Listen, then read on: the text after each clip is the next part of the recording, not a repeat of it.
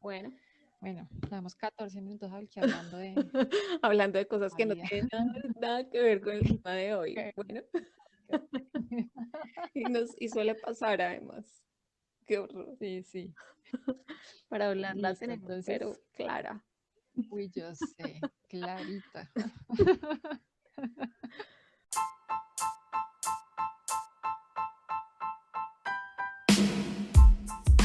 Hola a todos, nosotros somos Jimena Roncancio y Lorena Bendaño y les damos la bienvenida a nuestro podcast Sin Tanto Cuento, un espacio a través del cual pretendemos discutir y analizar temas de forma fresca y relajada, basándonos en información científica, académica e incluso en experiencias del día a día que nos ayudarán a entender mejor los asuntos que vamos a tratar.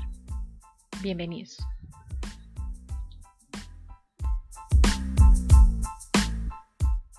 Ya, hola a todos. Hola a todos. Hola queridas, queridas, querides, todas los posibles. Sí, otra vez nosotras Vamos a aquí. hablar hoy, hablando del posgrado, de la experiencia de estudiar un posgrado y no morir en el intento, literal. Sí, y hoy hoy vamos a hablar es como de las cosas no tan chéveres, así como nos quedó al final del Mm, episodio anterior, de esas cosas porque bueno, en el episodio anterior también tocamos cosas que fueron difíciles, ¿no? sí, Pero, sí, pero hay unas que lo hacen aún más complejo ese tiempo en el posgrado. sí, eso. Y son cosas además que se hablan poco, ¿no? O que no son un tema, ahora son un tema menos tabú, pero digamos que ese tema de salud mental en el posgrado, dificultades que uno tiene, pero estas cosas de la salud mental son episodios difíciles durante el posgrado y durante la vida, ya que hemos estado hablando de la vida nosotras antes de comenzar a grabar. Estas cosas son importantes hablarlas. Sí, es un tema que hay que Entonces, tocar, sí o sí. pensando un poco, también que eh, en el posgrado uno vive muchas emociones, el miedo es a veces una constante, el miedo, eh, porque es una competencia constante, es una competencia con uno mismo, pero una competencia con el otro, con el compañero, con quien está ahí compartiendo con uno, con quien comparte la sala, con quien es también orientado por la misma persona. Es una competencia constante y para mí fue difícil ese tema de la competencia, pero uno en el posgrado sí se da cuenta muchas veces que de una las personas tienen ese perfil de ser muy competitivos, de querer hacer buenas cosas todo el tiempo. Y para mí ese era un tema a veces complicado, porque da miedo, ¿no? Da miedo a veces ser incompetente. Sí, da miedo no destacarse y sobre todo yo pienso que la cosa se complica también un poco porque uno está en un espacio en el que no están ellos, o sea, ellos están de alguna manera en su zona de confort, están en su país, hablando en su idioma, cerca de sus familias, ya tienen generalmente Ujú. muchos de ellos, ya tienen un vínculo de antes con la universidad, algunos ya hicieron su pregrado ahí, entonces como que uno llega muy nuevecito, ¿no? Llega muy y siente mucho eso, o sea, lo de la competencia es rudo, pero es Ujú. más grave todavía por eso, porque uno se siente muy solito a veces, Sí, sí. sobre todo al principio, ¿no? Puede que en el camino de pronto incluso ellos sean muy solidarios con uno cuando uno tiene dificultades académicas que puede suceder porque uno desconoce cómo funciona, no sé, cosas tan básicas como cómo funciona la biblioteca de esa universidad o cómo accede a Ujú. determinados espacios académicos, en fin. Entonces, eso, yo pienso que al principio sobre todo pesa bastante ese tema de la competencia en el camino puede ser que se suavice y la gente incluso le tienda la mano a uno en muchos momentos, pero sí se siente, sí. Y digamos que uno Sí, también entra en el juego mucho porque cuando uno es medio nerd o muy nerd, sí, uno sí, muy quiere, bien. sí, a uno le gusta, o sea, no es como por, ay, no, yo quiero que me vean como súper inteligente o súper, no, es que a uno le gusta sentir que uno es capaz de hacer cosas. Entonces uno Ujú. quiere sentir que puede estar, o sea, que puede ser una referencia, que puede aportar, que puede conversar y mantener conversaciones importantes en un salón de clase. Yo no sé, Sí. eh, tú me dirás cómo funcionaba allá contigo, pero en el caso mío era así, era muy conversado todo, o sea, era muy de debate, muy de discutir entre todos Sí, temas importantes y muy trascendentales en aspectos sociales y, en fin, sí, políticos. ambientales, políticos, ecológicos y demás. Ujú. Sí, sí, sí. A mí me pasó una cosa muy curiosa, porque al principio yo entré mucho en ese juego. Incluso a la hora del almuerzo salíamos y todo eran debates y quién leyó este artículo y usted qué opina y qué opina al respecto. Y yo me sentía todo el tiempo como evaluada, ¿no? Como si, qué opinión tengo, si es buena o mala, dependiendo de con quién estoy hablando, si tiene ciertas tendencias políticas o no. Y yo decidí un día decir, caramba, en el almuerzo no, Ujú. porque las personas intelectuales, el posgraduando, quien está en ese ambiente, también tiene otras cosas de las que hablar, no solamente de lo intelectual y de los temas profundos eh, y cambiantes de la sociedad, sino Ujú. bobadas. ¿Sabe? Uno también quiere quemar neurona mirando videos de YouTube que no sirven para nada. Sí, además que Entonces sí, es muy importante porque lo sí, saca sí. uno de esa rutina y de esa monotonía y de la presión que uno vive. Ujú. Eso fue al principio para mí, o sea, como que tuve también un poco la valentía de decir, no, amigo, o sea, si vamos a hablar de eso, no, entonces voy a almorzar con otra persona porque yo, o sea, desde las 8 de la mañana hasta mediodía he estado súper intensa, metida, enfocada en lo que estoy haciendo y en este momento yo quiero descansar. Y entonces yo decía, no, vamos y nos damos una vuelta y buscamos otros temas de conversación porque también, digamos que al comienzo, lo que tú dices, esas rutinas y esas cosas pequeñas también pesan mucho. Y eso es otra presión, uno no sabe exactamente cómo funciona el transporte público. Y son cosas en las que uno no piensa cuando uno va a llegar a su país de destino, a su ciudad de destino. Pues si en la vida se ha montado en un metro, no tiene ni idea cómo funciona, cómo se saca la carterita, ¿cómo se El dice esto? El pase, el carnet carnet. sí, para el bus o para el metro, cuánto tiene que pagar, cómo se saca, cómo se abre una cuenta en un Ay, sí, banco, funciona igual. En fin, son un montón de cosas pequeñas que uno asume que uno sabe porque las ha vivido en su pero país, son muy pero que llega diferentes. a otro lado y es así, y parece un adolescente, o sea, como cuando uno tenía 15 años y lo mandaban a hacer las vueltas por allá y no tenía ni idea ni cómo, y llegaba con la mitad de los papeles de la casa, igual, no, y esas cosas van pesando mucho y también ese tema de la soledad también al principio es Sí, pesado porque uno también llega un momento que se da cuenta que está solo, que se llegó a esta ciudad, a este país y realmente tiene conocidos, pero gente, digamos, una red realmente de amigos o de personas en las que no pueda confiar, al comienzo pues no la tiene que construirla. sí, ese círculo de confianza, ¿no?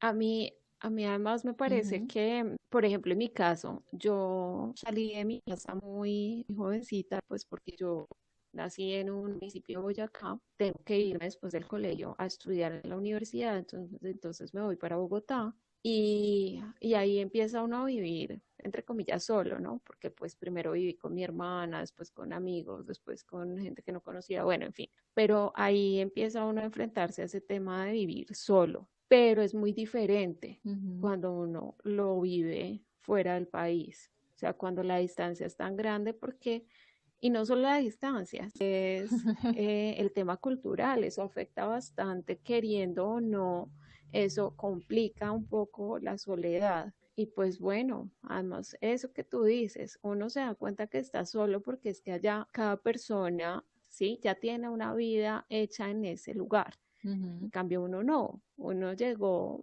ahí, hola, aquí estoy y voy a empezar a vivir y voy a Literal, cayó empezar del a vivir cielo. aquí, ¿sí? Sí.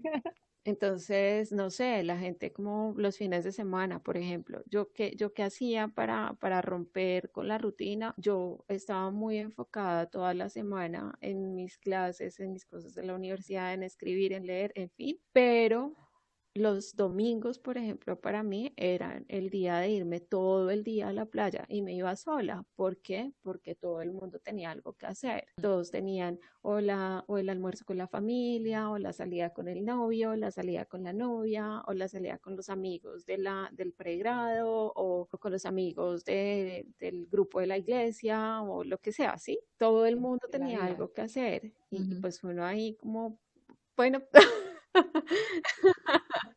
Sí, sí. sí, el desparchado, literal, literal. Hay que Claro, aceptarlo, nos reconocemos desparchadas. sí. Te Igual, digo. yo, por ejemplo, yo soy una persona como muy Sí. solitaria, entonces a mí no me afecta el irme a cine sola, también hacía eso, entonces me iba a cine, mucha gente lo siente raro porque pues no está acostumbrado, pero para mí eso es algo muy normal, entonces yo lo disfruto, ¿sí? Ir al Ujú. cine sola, ir a almorzar o a cenar sola, o irme a la playa todo el día sola. Cuando vivía lejos de la playa, ya cuando vivía cerca de la playa, entonces era delicioso, pero eso, o sea, esa soledad es mucho más compleja cuando uno no está en su país. Yo sí pienso que por más que uno esté viviendo Ujú. solo aquí en Colombia, y digamos, no sé, la familia vive en Bogotá y uno tenga que vivir en Santa Marta, la distancia es grande y uno no va a tener como la posibilidad de visitarse tanto, pero igual no se va a sentir tan solo. Pero Sí, allá sí. era otro cuento, o sea, a mí me afectó bastante, al principio un poco.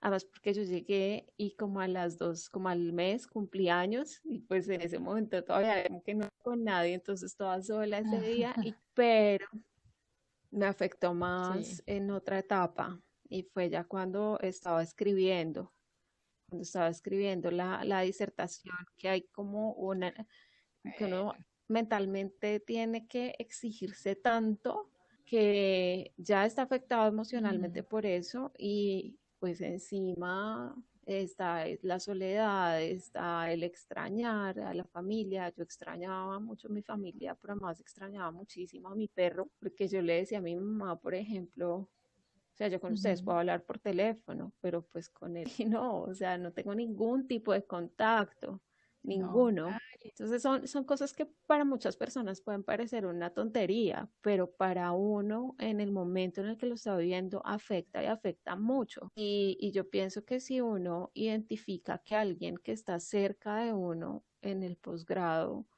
pasa por una situación de estas, hay que brindar apoyo, porque muchas veces uno no dice nada. Yo creo que sí.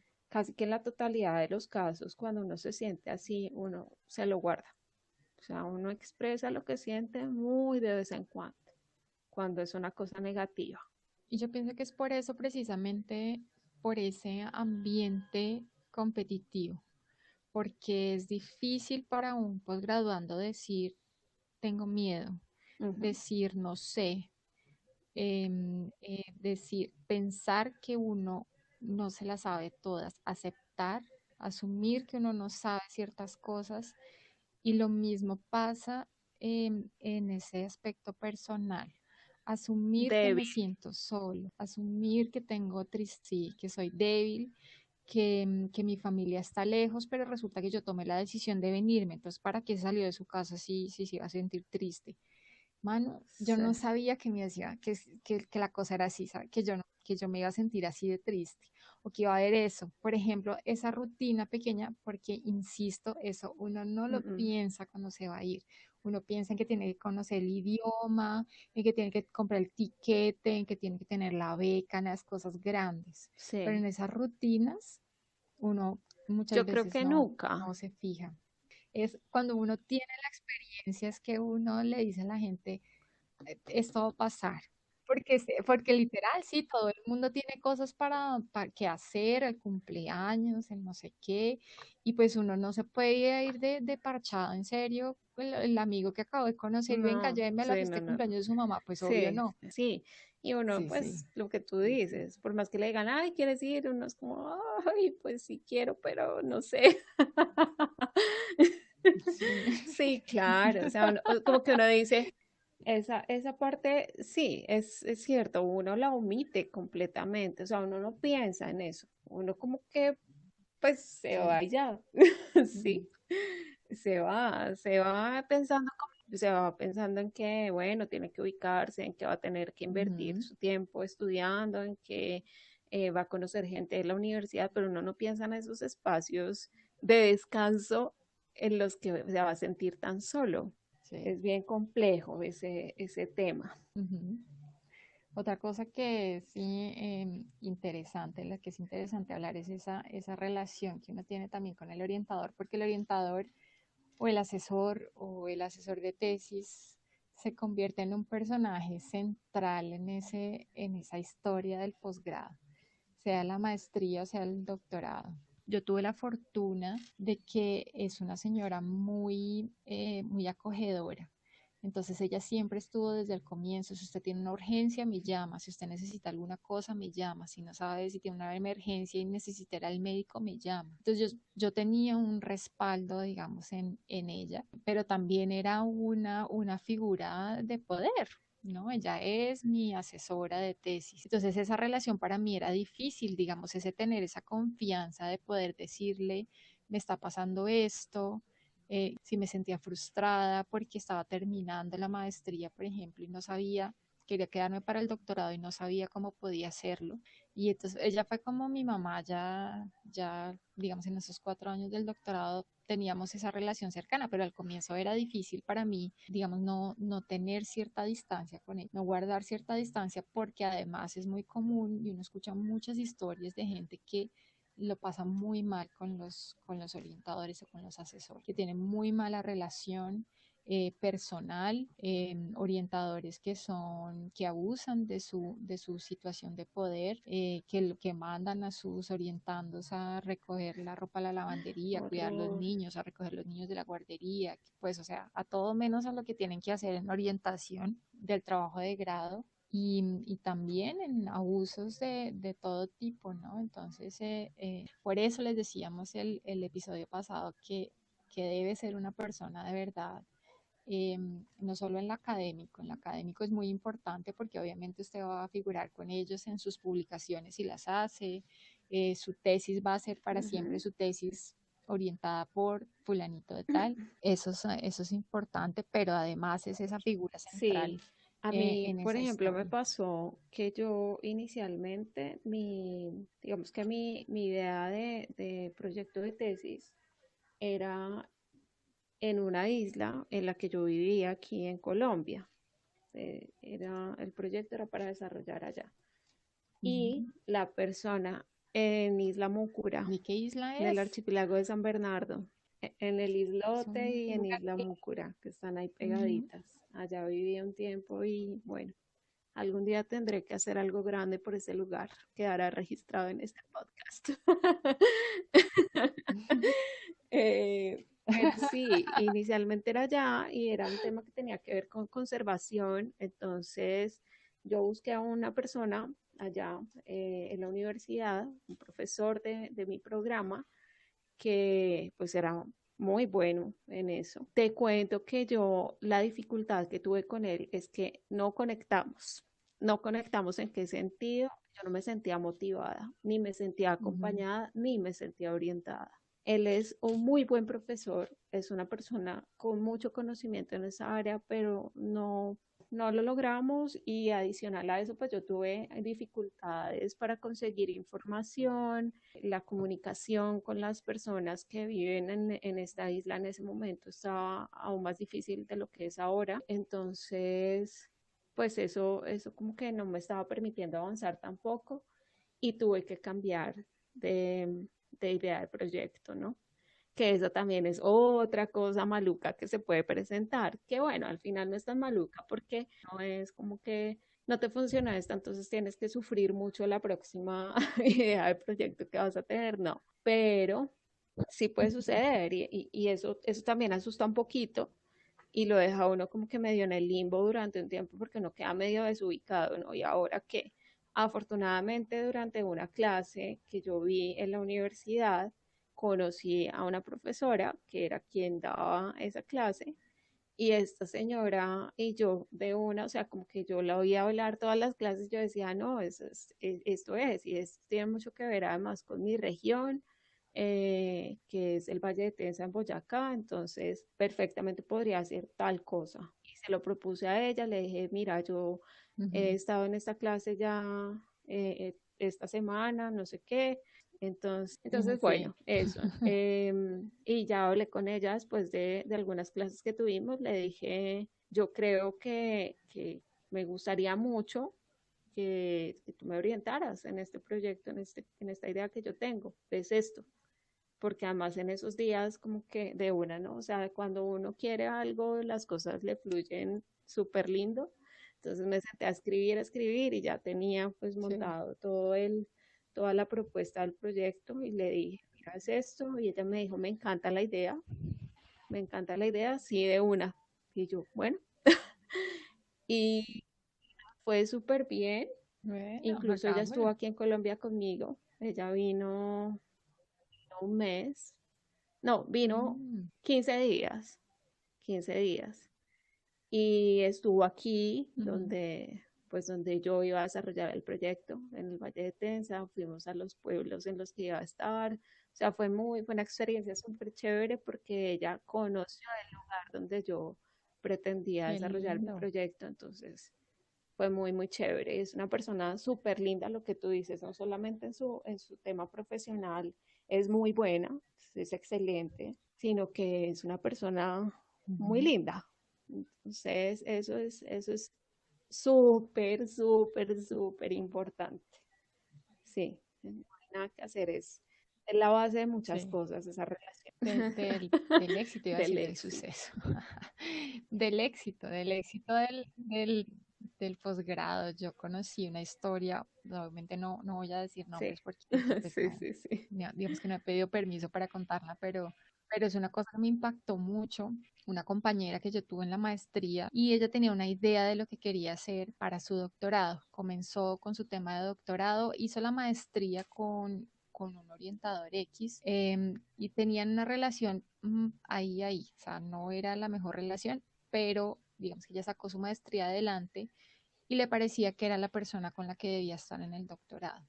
Estando en el doctorado Ay, no te la... fue el lío más grande. El tipo era súper abusivo, es decir, en el trato, las trataba mal, tenía solo, además, esto es chisme, pero ese era lo que se decía, el tipo solo tenía Ay, no. orientandas, o sea, solo mujeres.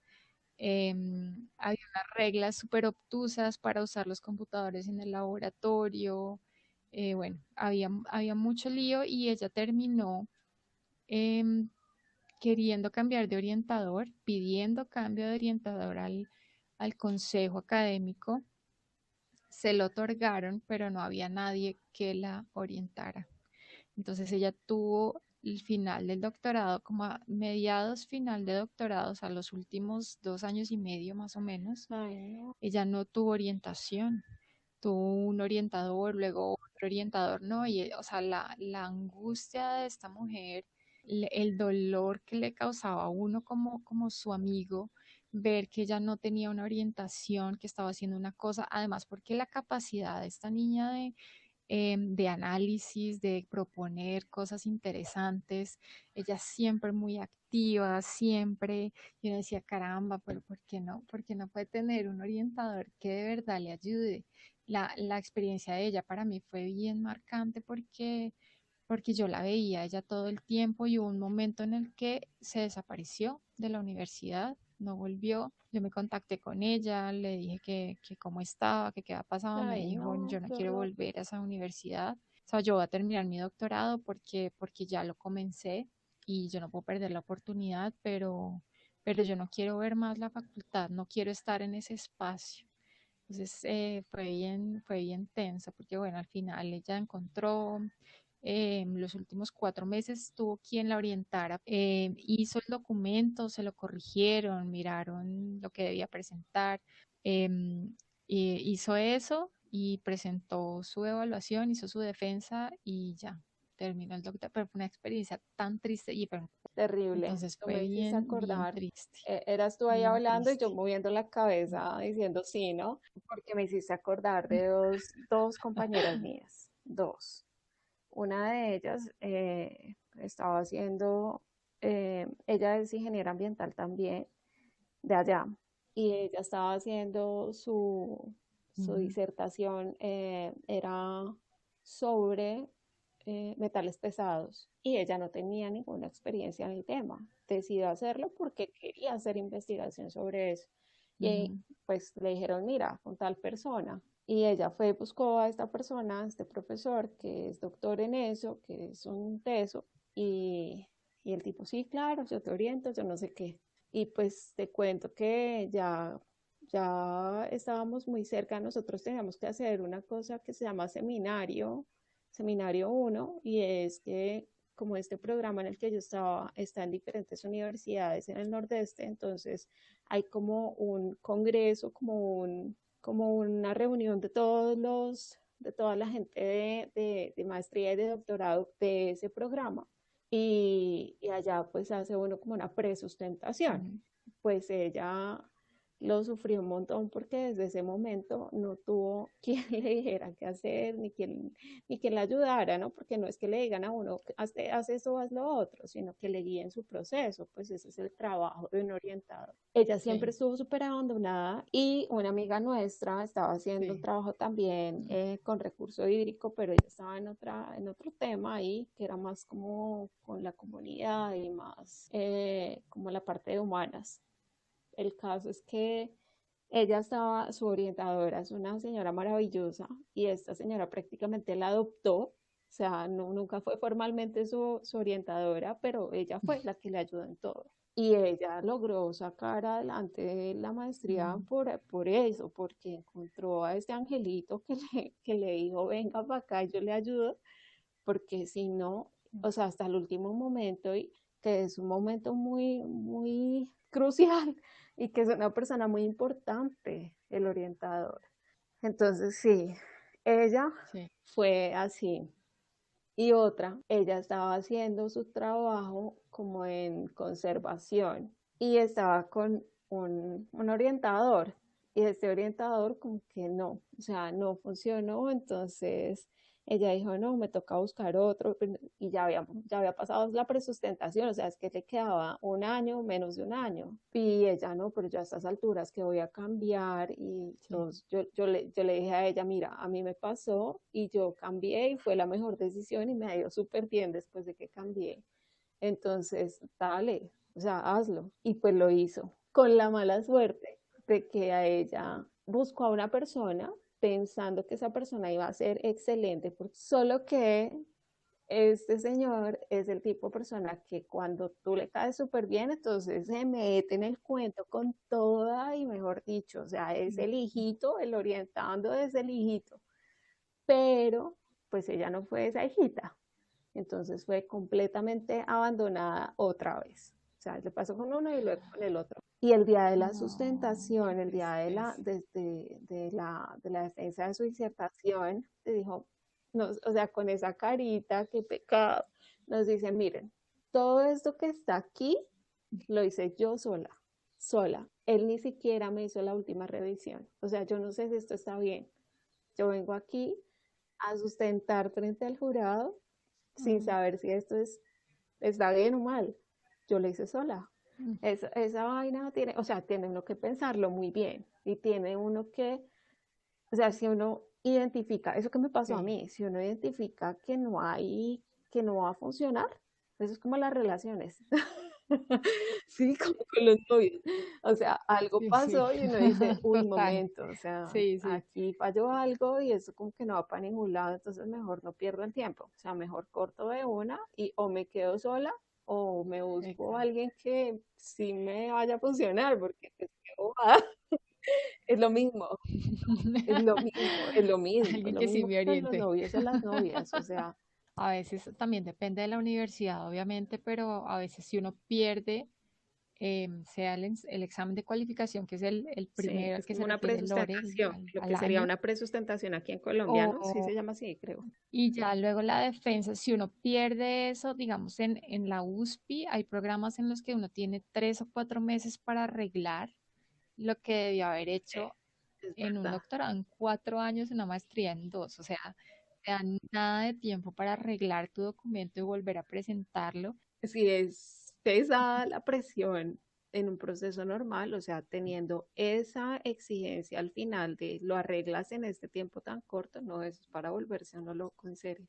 Y un problema en lo académico y en lo personal, porque esto es una cosa que lo pone a uno contra el suelo, que cuando llega un momento en el que uno tiene una mala orientación, una mala relación con el orientador, o sea, el mundo se le convierte en eso. ¿Por qué? Porque hay muchas cosas en las que el orientador es central y en su vida académica es, quiera uno o no, el centro de eso que uno está haciendo en ese momento, por lo menos, ¿no? Llegan, hay unos plazos, hay unos momentos en los que uno tiene que entregar cosas, que hacer presentaciones, que hacer publicaciones, en las que la orientación es extremadamente importante. Entonces, esa relación con el orientador, lo que dice Lore literal, es una relación que usted no puede descuidar y que uno tiene que pensar en uno, sí. Y el orientador también piensa en él, o sea, ustedes tampoco pueden pensar que esta es una cosa que a la que le va a doler en el corazón y no, como así que usted se va. No, ellos también, yo también vi situaciones en las que los orientadores, los Sí, no hay profesores no más. querían trabajar con una persona y simplemente decían no, o comenzaban a trabajar y se daban cuenta que no había una buena relación y simplemente decían no la voy a orientar más, tiene que conseguir otro orientador, voy a seguir el conducto regular y no voy a Sí, orientarla más. Entonces, no, también no, y sin que piedad, o bueno, sea, tampoco es que uno sí, tenga sí. que ser Y además que eso el buena involucra muchas gente. cosas, ¿no? Y las ideas, porque entonces también uno puede decir, es que mi idea es esta, o sea, lo que yo quiero evaluar en mi disertación es tal cosa. Y de pronto el orientador te diga, no, pero mejor, ¿por qué no haces esto? También hay que pararse muy duro, ¿no? Como dice el cuento y decirle, no, o sea, lo que yo quiero es mi disertación, ¿sí? Usted me está orientando, pero soy yo quien está haciendo Ujú. este trabajo y soy yo la que va a tener un producto final. Con su orientación, sí, pero pues es mía, ¿sí? Es como un hijito de uno, entonces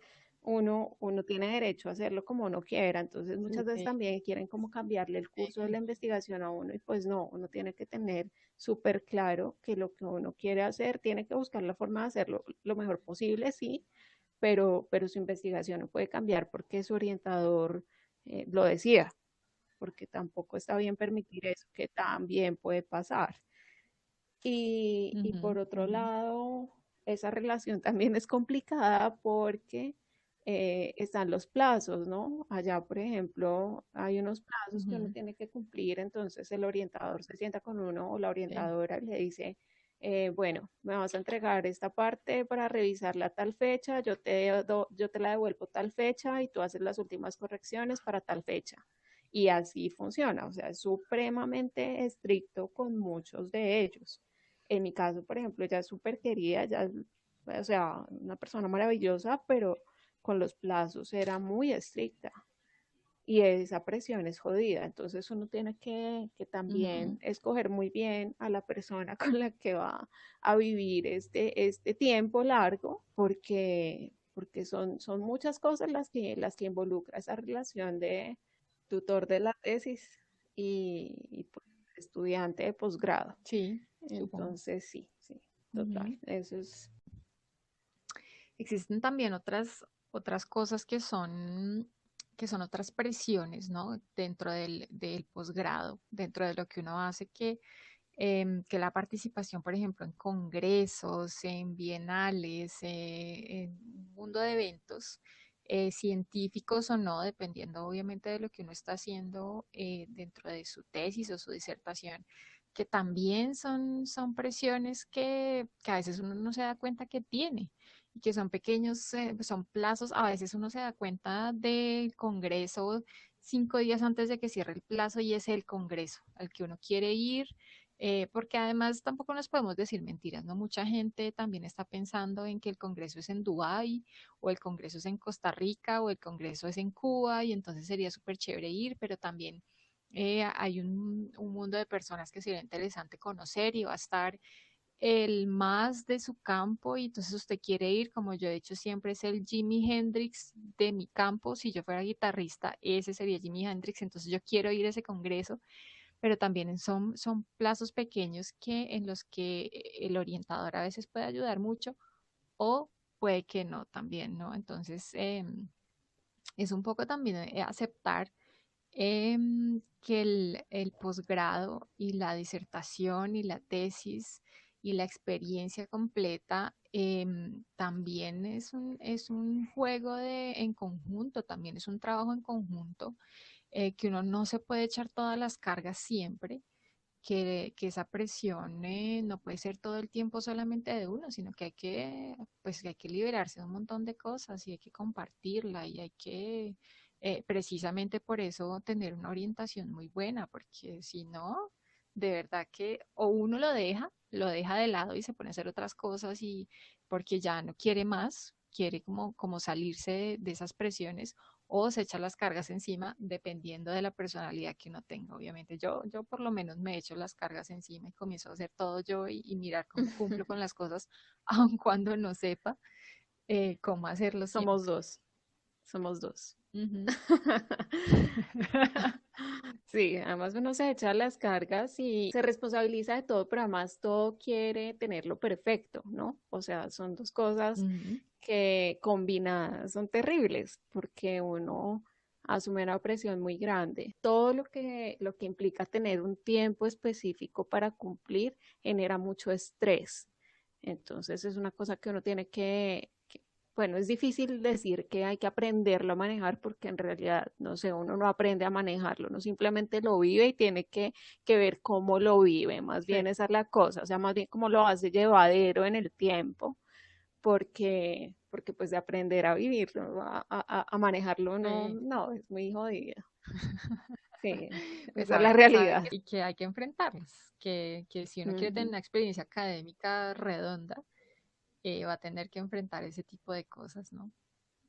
Sí, sí, hace parte, hace parte. Existen otras presiones también externas, ¿no? A lo que es el posgrado, a lo que es la experiencia académica, que también son cosas que son fuertes, porque uno sigue viviendo la vida, ¿no? Sigue teniendo relaciones sentimentales o sigue teniendo relaciones familiares con los amigos, a medida que va creciendo además su círculo social en el lugar en el que usted está y hay otras dificultades, ¿no? Financieras. Yo, por ejemplo, veía mucha gente, una época, ya al final de mi doctorado, en la que entró un gobierno un poco radical en cuestiones de presupuesto para la ciencia y comenzaron a cortar muchos presupuestos para becas en posgrado. Y yo me acuerdo que llegó un día un email diciendo, o sea, ustedes tienen beca hasta septiembre. Sí, sí, sí, Y, o sea, la eso fue locura. tenaz. Sí, fue la locura porque había mucha gente renunciando a la maestría o al doctorado Ujú. o mirando qué iba a hacer porque entonces hay que estudiar, ¿no? Hay que estudiar a pesar de que estamos hablando de universidades públicas, porque ambas estudiamos en universidades públicas en las que no se paga matrícula, pero sí hay otra cantidad de gastos, el transporte, en fin, la comida, a pesar de que, por ejemplo, en el Bandejón, en el restaurante universitario, la comida puede ser muy barata si está financiada, ¿no? Por el Estado, no puede pagar 2.000 pesos colombianos, más o menos 2 reales. Son cargas que a veces la gente no puede echarse, cargas financieras que no puede echarse y que son difíciles de llevar, son cosas que son bien, bien complicadas. Sí, además, bueno, por una parte, eso, cuando uno tiene una beca y tiene que administrar ese recurso, pero hay una situación un poco más delicada y es como, por ejemplo, me pasó a mí y es el llegar sin nada, ¿sí? Sin nada seguro. Ujú. Entonces Sí, tiene uno una angustia muy grande porque uno dice lo que yo decía en un episodio anterior.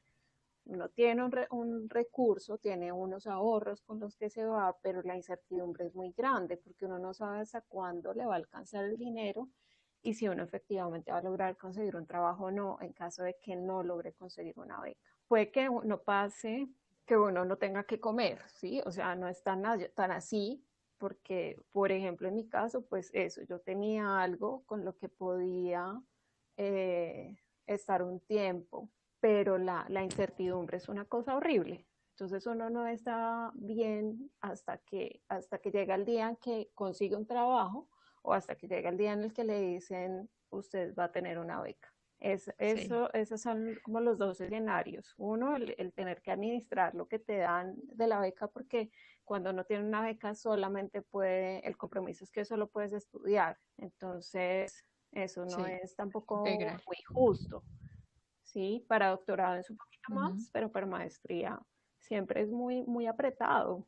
Sí, estamos hablando aquí de becas federales, ¿no? En Sí, sí, Brasil, que son pequeñas, porque hay otras becas de la CAPES, por ejemplo, o becas estatales o estaduales sería el pero término de los estados, o permiten un poquito de una vida un poquito más cómoda, tal vez. En São Paulo, por ejemplo, que la vida es cara, una beca de 2.000 reales es es poco, es claro. nada, hay que compartir, o sea, es difícil. Y mucha gente se ve de verdad muy corta de dinero y hay muchas cosas en las que no participa. O por ejemplo, yo conocí a un muchacho que tenía literal una cama, una mesa y el computador era el que tenía en la universidad. Entonces él no, digamos que no tenía el fin de semana, era lo que él hacía era salir, por ejemplo, a caminar o a un parque o porque no alcanzaba para mucho. Ujú. Si yo tuve la fortuna de tener en el doctorado la beca de Colciencias, doctorados en el exterior, que ya paga un poquito mejor, digamos que está planeada para pagar lo que debería ganarse un doctorando, ¿no? Una persona que está haciendo doctorado. Entonces, digamos que ahí la vida fue un poquito más cómoda y yo pude ir a congresos, por ejemplo, en Austria, congresos en donde tal vez me daban solamente la inscripción para ahorrar para ir a ese tipo de congresos y ese congreso me abría mis puertas también en otras situaciones y de otras cosas mucho después dentro del mismo doctorado. Entonces eso sí, eso hay que saberlo manejar. Yo pienso que lo que tú estabas diciendo, por ejemplo, al comienzo, el episodio pasado decíamos, hay que arriesgar, hay que irse, pero yo pienso que ese tema de los ahorros es Es fundamental, fundamental, sí, porque uno tampoco puede irse sin, si el balserito allá a mirar qué va a hacer, no, tampoco. claro. Hay gente que lo hace, ¿no? O sea, claramente sí hay gente que toma ese Sí. riesgo ya que es como tan, tan grande de irse sin nada. Y pues no es tan Ujú. sencillo, sobre todo por lo que ya hemos dicho, porque si uno quiere tener un buen posgrado, tiene que dedicarse a eso en lo posible, ¿no? O sea, si tiene la oportunidad de solamente estudiar, pues estudie solamente. Es que también, ¿por qué? Porque al inicio, como ya hemos contado, pues uno está solo. Y si no tiene un círculo de amigos, si no tiene gente en la que confía, pues va a ser complicado, porque al comienzo uno tiene el orientador y está a merced de que sea una buena persona o Ujú. no. Mucha gente yo conocí que los orientadores no estaban, ahí sí que no estaban ni ahí para ponerse a mirar si usted tiene apartamento, no sé qué, no. O sea, usted mira, usted llegó Mm. aquí, usted fue el que tomó la decisión de venir aquí y mire a ver cómo hace.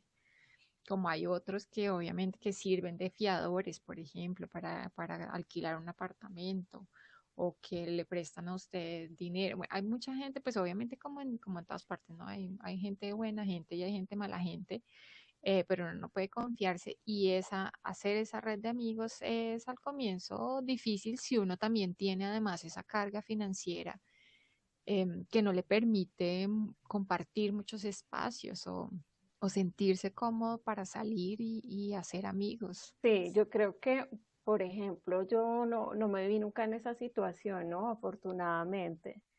Ujú. Y yo iba como con un buen colchón, entonces no fue nunca así. Pero incluso yo veía personas de allá que vivían muy apretadas. O sea, y además porque una Sí, cosa muy común allá es que la gente tenga tarjeta de crédito. O sea, yo creo que es más fácil que una persona tenga tarjeta de crédito a una tarjeta de débito, ¿no? Todo lo hacen con crédito. Entonces, claro, al final del mes sí. les llega la factura y están todos del cuello porque toca pagar. Sí, o sea, yo voy a varias personas que estaban conmigo como muy alcanzados. Y respecto a lo que tú dices de construir una red de amigos, eso es para la salud mental es súper importante porque uno tiene que tener Sí. esa confianza más que para cualquier cosa, para los momentos en los que uno se siente mal emocionalmente, que pasa de muchas formas, ¿no? O Sí. sea, a veces puede parecerle una bobada a la gente, pero hay cosas que para uno son muy importantes que suceden acá mientras uno está allá y eso a uno lo desestabiliza por Mm, más que uno sea una persona sí. fuerte emocionalmente, hay cosas que le dan tres vueltas y uno tiene que tener ese apoyo ahí disponible, por lo menos para tener la libertad de conversar. Y con las cosas que pasan allá, ¿no? Porque muchas situaciones que uno no comparte con su familia, como por no preocuparlos, por ejemplo. Ujú. No sé, hace unos días hablábamos, ¿te Pues acuerdas de la de estar enfermo y esas cosas? Uno no le cuenta a la familia, si uno se siente mal, uno no los va a preocupar porque está a kilómetros, a miles de kilómetros, y pues es sí. una tontería. Entonces, eso, o sea, esa red de amigos es bien importante. Pasa, pues obviamente en las dos direcciones, ¿no? A mí me pasó, por ejemplo, que mi abuela se enfermó. Mi abuela tuvo un accidente grave mientras yo estaba en Brasil. Hay una puerta inmensa en el garaje y el viento le ganó y la tumbó y le partió el fémur. Y a mí no me contaron nada, solo mi mamá que me decía, ¿cómo estás? Bien, bueno, chao. Yo, pero ¿qué pasa si mi mamá es de las que se sienta y me pregunta y cómo estás y qué está pasando? Entonces yo le decía a mi mamá, pero ¿por qué no me cuentas? Porque yo no quiero que tú estés angustiada ya porque no tiene sentido. Pero yo le decía, yo quiero saber si están bien o mal, o sea, esas son cosas de las que uno se da cuenta. Y me pasó a mí también, que yo te conté, me descubrieron un nódulo en un seno. Y yo pensé lo peor, o sea, yo pensé, me voy a morir, esto es cáncer de mama, me empezaron a hacer un montón de exámenes, y, y era difícil para mí compartirlo. O sea, de hecho, la primera persona a la que le dije fue una amiga que estaba en Brasil, pues una brasilera, y ella me dijo, ¿usted le va a contar a su mamá? Yo le dije, no, no le voy a decir nada hasta que yo no sepa si esto es de verdad o no, porque pues no tiene sentido contarle. Pero fue una experiencia bien difícil, o sea, yo lloraba a diario pensando si yo tenía cáncer o no, si tenía cáncer y además seguía preocupada por por lo que iba a pasar con el posgrado. Entonces, si tenía cáncer, entonces ¿será que en Brasil los tratamientos son más baratos o son más caros? ¿Será que son mejores o peores? Y si yo tengo cáncer, entonces me voy para Colombia, ¿y qué pasa con la beca? ¿Será que la puedo parar ahí el posgrado y después seguir? ¿O me van a quitar el cupo? ¿Qué va a pasar?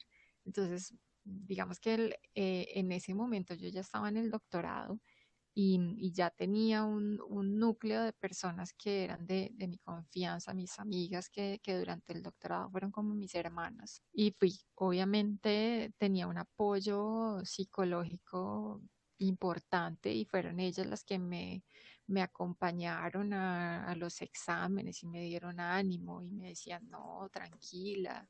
Entonces, bueno, pues sí, obviamente que me dio una tranquilidad, pero para mí era difícil comunicarlo. O sea, decirle a mi mamá o decirle a mi hermana que yo tenía sospecha.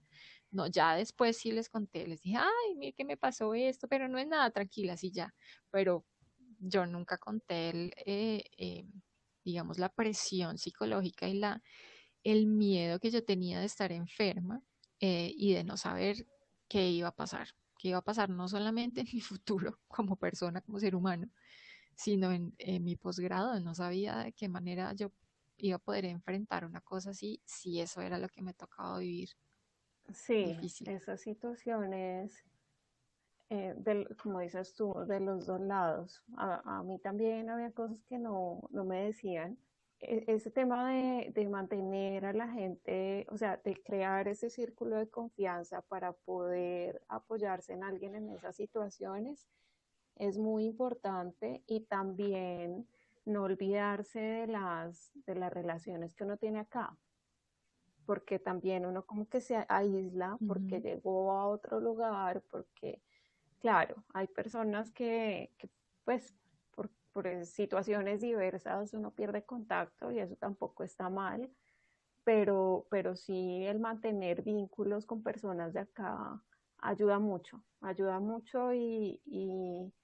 y en esos momentos en los que uno a veces siente como que, ay, ya no puedo más y me quiero ir al aeropuerto y me quiero largar para mi casa, en esos momentos esas palabras de Sí, aliento de la gente que uno tiene acá son bien importantes, son súper importantes. sobre todo porque uno se va dando cuenta que de verdad tiene, que su familia es su red de apoyo más grande. Obviamente que los amigos que uno hace por las circunstancias también, ¿no? Acordémonos que aquí estamos sesgadas nosotras dos en haber hecho nuestro posgrado fuera, ¿no? Fuera del país. Pero uno se va dando cuenta, uno se va dando cuenta que la familia, o sea, el vínculo que se tiene con la familia no es menor. Entonces, sí, ese vínculo no se puede descartar, obviamente, del todo.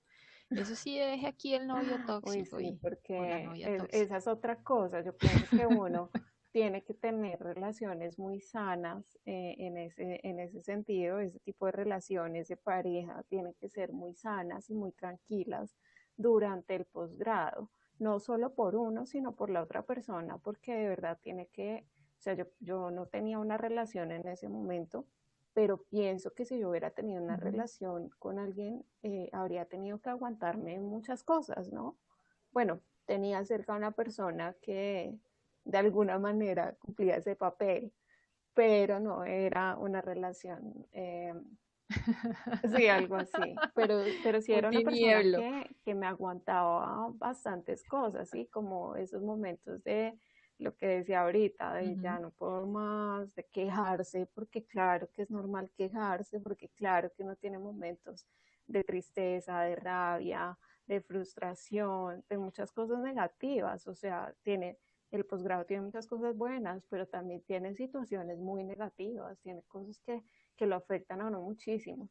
Entonces, eso, yo decía, no, cuando empecé la maestría, uno de mis profesores, él había terminado su doctorado ahí también, y él nos decía que su matrimonio se acabó por eso, porque él se metió tanto en su investigación, se metió tanto en su doctorado, que abandonó completamente la relación.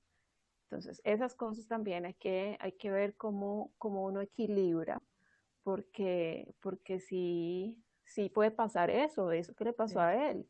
Y entonces ahí empieza uno a conversar con la gente y empiezan a salir un montón de casos similares. O sea, es una cosa muy común, es más común de lo que uno pensaría. Y se rompen relaciones familiares y la gente se aísla, se aleja porque se mete completamente en su posgrado. Y pues, como ya lo hemos dicho antes, no es sano, no es sano y hay que saber separar esas cosas y tener espacio también para otro tipo de actividades que no tienen que ver con el posgrado. Sí, a mí me pasó también mucho, yo vi mucha gente soltera, o sea, mucha gente y me incluyo con, con una sola excepción, No, pero sí, que uno yo escoge también soy de ese no, equipo. no tener a nadie, porque sabe que lo absorbe, sí, lo absorbe completamente. De mis compañeros eran solteros o Claro, no viviendo la vida alegre, sí, precisamente por la eso, vida porque sin uno dice, no compromisos, tengo pero el fácil. tiempo Ujú, para dedicarme a, bueno, y digamos, en mi caso personal, yo también tenía otro rollo ahí que era el tema de, pues si yo voy a estar solo un tiempo limitado acá, yo no me voy a involucrar con nadie porque eso trae una cantidad de cosas y bueno, no lo hice, que es una bobada, si uno lo piensa al final, o sea, yo a veces digo, ay, qué bobada, bueno, sí, pero ya que igual no está mal lo que hice tampoco, lo que decidí. Pero sí, yo creo que es un comportamiento muy normal también y termina uno diciendo como, ay, no, qué pereza, yo no tengo tiempo ahorita para eso, ¿no? Yo vine acá para esto y no tengo tiempo ni para salir ni para pasar el fin de semana con alguien porque lo que quiero es otra cosa, ¿sí? No tiene uno tiempo para relaciones sentimentales. Eso es también muy común. sí. Pero yo no sé si uno no tenga tiempo. Sí, pues es más fácil. Es más fácil porque todo el que ha tenido una relación sabe que no Sí. es fácil, que toma mucho tiempo, porque pues usted le quiere dedicar tiempo a su relación, obviamente, y a pasar tiempo con la persona, más si está en el comienzo, no, todo es color de rosa y bello, y se quiere pasar el tiempo con esa persona. Y a veces no lo encuentra, o a veces si lo encuentra, si usted tiene una relación, se siente culpable por estar con el novio, con la Ujú. novia, con el ficante, con el machuque, como el sea que le quiera llamar, y no estar haciendo lo que debe hacer para el posgrado. Sí, Es una vaina muy loca.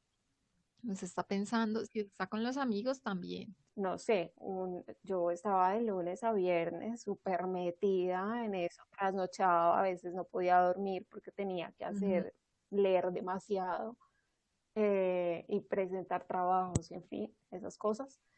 Y el sábado y el domingo tenía libre y sin embargo estaba uno como, ay, bueno, pero estoy aquí, pero de pronto podría haber adelantado tal cosa. Eso no está bien, eso no es sano porque como ya hemos dicho mucho Sí, también, para la salud mental es necesario, o sea, usted tiene que tener un espacio para respirar, o sea, para soltar un momento todas esas cosas que tiene que hacer de lunes a viernes y dedicarse a usted, a estar tranquilo, a, no sé, a perder el tiempo viendo pendejadas o haciendo cualquier cosa que no tenga nada que ver con su posgrado.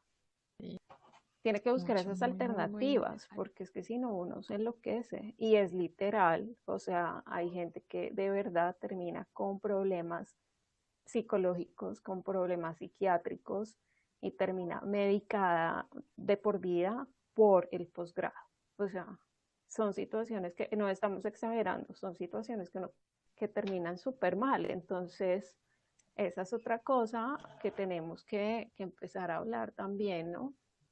Sí, sí, que es extremadamente necesaria y que tenemos que quitarnos también ese tabú de la mente de que, digamos, un fallo en la salud mental es una cosa que le pasa a ciertas personas y a uno no, que uno todo lo tiene controlado, que sentirse triste, sentirse estresado, sentirse enfermo es normal, no es, uno tiene que aprender a manejar y balancear la vida de tal manera que pueda disfrutar las cosas que hace hoy y sin estar pensando todo el tiempo qué va a pasar, qué va a pasar, disfrutar de la misma forma que la que uno disfruta de las relaciones y de los amigos y de las Ujú. fiestas del posgrado, con todas sus vivencias, sin que eso implique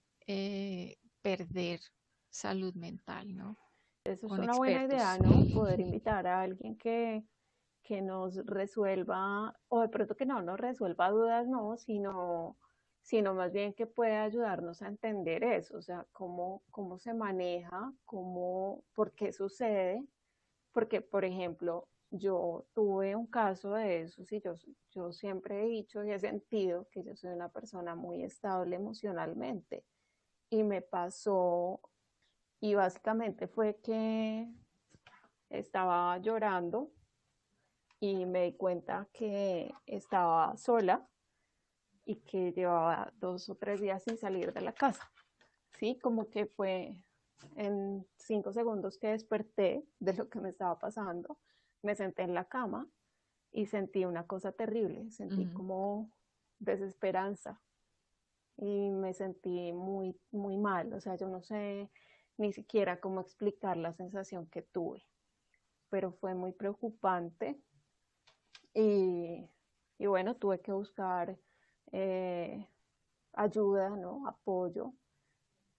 Tuve que atender ese tema con un profesional, porque también esa es otra cosa. No solamente hay que dejar de pensar que estar mal es normal, sino que hay que dejar de pensar que los problemas de salud mental son de gente loca, ¿sí? Porque eso es esa es la percepción que tiene la mayoría de la gente y es que si tú vas Ujú. al psicólogo es porque estás loco y no, es que uno debería ir al psicólogo así como va a hacerse chequeos con un médico general cada 6 meses o no sé. De la misma manera, si uno siente que hay algo malo, uno tiene que buscar ayuda profesional de un psicólogo y pues ya si la cosa es muy compleja, seguramente habrá un tratamiento también sugerido por el psicólogo con un psiquiatra, porque es algo que hay que atender y hay que romper con esa creencia equivocada de que ir al psicólogo es para gente loca. Y, y esas situaciones se pueden dar así, ¿no? Como que sin que uno se dé cuenta y es muy peligroso porque, por ejemplo, conmigo fue, digamos que muy suave, porque yo tuve el apoyo de alguien en ese momento, pude acudir a un profesional inmediatamente, me reconocí en esa situación y tomé tomé el control, Ajá. por decirlo así, o sí, actué sobre esa situación en ese momento. Pero hay personas a las que les sucede y tal vez no de esa manera y esto puede resultar en cosas muy graves, en depresiones, en personas que terminan pues medicadas por siempre, que no es para nada agradable. Y en los casos más graves, pues resulta el Ujú. suicidio, que es una cosa muy, muy común también en la gente que hace posgrados, ¿no? O sea, ya se ha vuelto, es un tema que, por ejemplo, en Brasil se trata mucho Sí. y yo creo que tiene que ver con lo que habíamos comentado hace un tiempo, y Ujú. es que de pronto la presión es diferente, ¿no? La forma en la que se desarrolla un posgrado allá es, para mí es más exigente o no sé, es una forma diferente. Pero puede tener también que ver con que en Brasil existe una cultura del posgrado mucho más antigua que aquí. Y los posgrados se hacen, digamos, las universidades federales estaduales tienen mucha oferta de posgrados Nivel. y los posgrados tienen ya unas formas y sí, que pueden ser tal vez un poco más exigentes porque yo sé que aquí se hace por semestres, por ejemplo, y tú sales a vacaciones en el semestre y luego inscribes proyecto de grado y tienes esa materia, entonces esas horas para tener la charla con los orientadores, con los tutores, como quiera que se llame. Lo que no pasa ya, ¿no? Tú terminas tus créditos y Ujú. comienzas a hacer tu matrícula de acompañamiento, donde ya no ves materias, pero necesitas estar tiempo integral en la universidad haciendo análisis, bajando bases de datos, mirando cómo haces una cosa, la otra. Entonces puede que sí, puede que sea un poco más exigente, pero yo pienso que es por esa cultura, porque el posgrado en Brasil ya tiene 30, 40, 50 años de estar establecido, mientras que nosotros aquí, cuando yo me fui para Brasil, teníamos muy poca oferta de doctorados, ahora hay mucho más. Teníamos muy pocos doctores, seguimos siendo muy pocos, pero digamos que ha aumentado el número de doctores por cada 10.000, por cada 100.000 habitantes que tiene el país. Encontramos ahora más nichos en los que trabajar aquí. Entonces, sí, esa cultura del posgrado en Brasil es mucho más fuerte y tal vez por eso están mucho más, reconocen mucho más que existen problemas mentales y problemas, sí, de esa índole que afectan a los posgraduandos.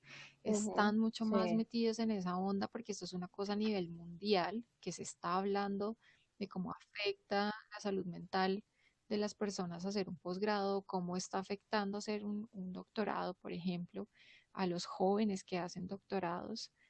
Entonces son cosas básicas, fundamentales, de las que hay que hablar, de las que hay que quitarse la pena, el miedo, el tabú, a decir, venga, sabe que yo me estoy sintiendo mal, no sé qué es lo que me pasa, algo raro me está pasando, ujú, estoy sintiendo ataques de pánico, hay algo que me produce, le tengo miedo a salir de la casa porque hay muchos escapes que la mente tiene que uno no reconoce y que bueno, que pueden ser, como decía Lori, sí, cosas que lamentables. llegan a extremos Sí, es pues verdad. que no Sí, debería ser sí, así, no sé. y que hay que Sí. alertar. Yo pienso que además de tener que hablarlo, es como alertar a la gente y ponerla sobre aviso, ¿no? Porque esto es una realidad, o sea, son cosas que pasan Ujú. y cuando uno se va, por ejemplo, a tener esta experiencia, uno debería saber que se puede enfrentar a esas cosas.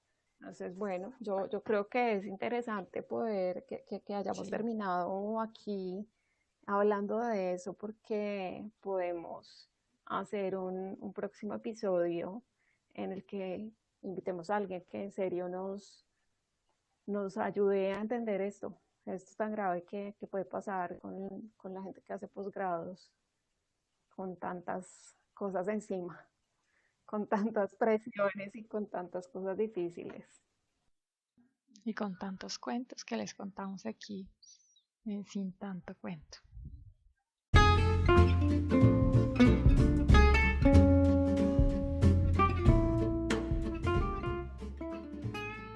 Si les gustó este episodio, no olviden recomendarlo a las personas que conocen.